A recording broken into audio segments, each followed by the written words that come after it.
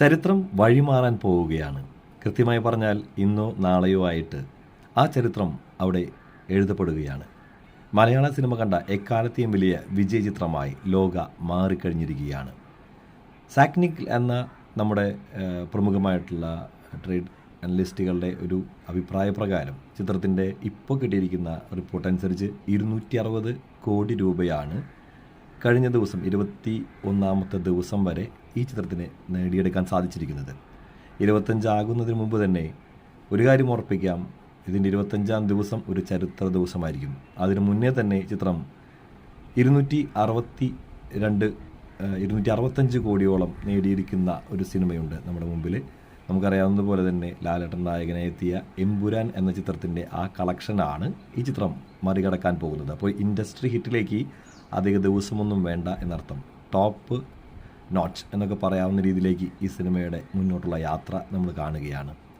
ലോക എന്ന ചിത്രം നമുക്കറിയാവുന്ന പോലെ തന്നെ മിത്തും അതുപോലെ തന്നെ ഭാവനകളുമെല്ലാം കൂടിച്ചേർന്ന ഒരു സിനിമയാണ്.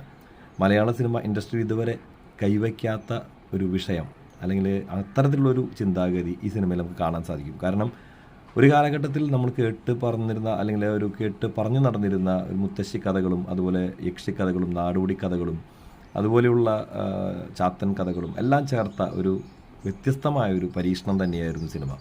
അതുകൊണ്ട് തന്നെ ഈ സിനിമ ഇത്ര വലിയൊരു വിജയം നേടുമെന്ന് അതിൻ്റെ നിർമ്മാതാക്കൾ പോലും പ്രതീക്ഷിച്ചിരുന്നില്ല. കാരണം ഒരു പരീക്ഷണ ചിത്രത്തിന് നേടിയെടുക്കാവുന്നതിൻ്റെ അങ്ങേയറ്റം തന്നെയാണ് ലോക നേടിയെടുത്തിരിക്കുന്നത്. മാത്രമല്ല ഒരു വുമൻ ഓറിയൻറ്റഡ് ആയിട്ടുള്ള ഒരു സിനിമയ്ക്ക് നേടാവുന്ന ഏറ്റവും വലിയ കളക്ഷൻ ഈ സിനിമ നേടിക്കഴിഞ്ഞു.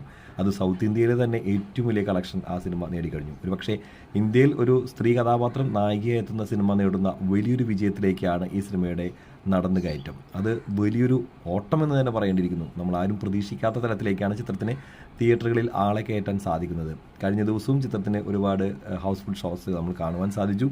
എല്ലാ തിയേറ്ററുകളും എന്നല്ല, ചില തിയേറ്ററുകളിൽ അതൊരു വലിയ ഹൗസ്ഫുൾ ഷോ തന്നെ ഉണ്ടാകുന്നു. അതുമാത്രമല്ല ശനി ഞായർ ദിവസങ്ങളിൽ എക്സ്ട്രാ ഷോകൾ വരെ ഉണ്ടാകുന്നു എന്നുള്ളത് ഈ ചിത്രത്തിൻ്റെ വലിയൊരു നേട്ടം തന്നെയാണ്. തിയേറ്ററുകാർക്ക് ഇത് വലിയൊരു ഗംഭീര സീസൺ തന്നെയാണ് ഈ ഓണക്കാലത്ത് ലഭിച്ചിരിക്കുന്നത്.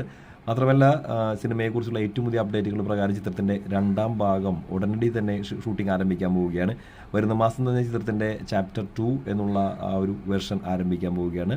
ചാത്തന്മാരുടെ കഥ പറയുന്ന സിനിമയിൽ നായകനായി എത്തുന്നത് ടോവിനോയാണെന്നാണ് അറിയുന്നത്. നമുക്കറിയാം സിനിമയിൽ തന്നെ പറഞ്ഞു വെക്കുന്നത് ചാത്തന്മാർ വരും എന്ന് പറഞ്ഞുകൊണ്ടാണ് സിനിമ അവസാനിപ്പിച്ചിരിക്കുന്നത്. അതുകൊണ്ട് തന്നെ ചിത്രത്തിൽ ടോവിനോ നായകനായി എത്തുന്ന ഈ സിനിമ വലിയ പ്രതീക്ഷകൾക്ക് വഴിവെക്കുന്ന സിനിമയാണ്. ഒരു പാൻ ഇന്ത്യൻ ലേബൽ നേടിക്കഴിഞ്ഞിട്ടുള്ള താരം തന്നെയാണ് അദ്ദേഹം. അതുകൊണ്ട് തന്നെ മിന്നൽ ശേഷം അദ്ദേഹത്തിൻ്റെ വലിയ വിജയമായി മാറാൻ പോകുന്ന ഒരു സിനിമയായി മാറും ഇതെന്ന് പ്രതീക്ഷിക്കുന്നു. അടുത്ത ദിവസങ്ങളിൽ ചരിത്രം ഉണ്ടാവും. എമ്പുരാൻ മാറ്റപ്പെടും.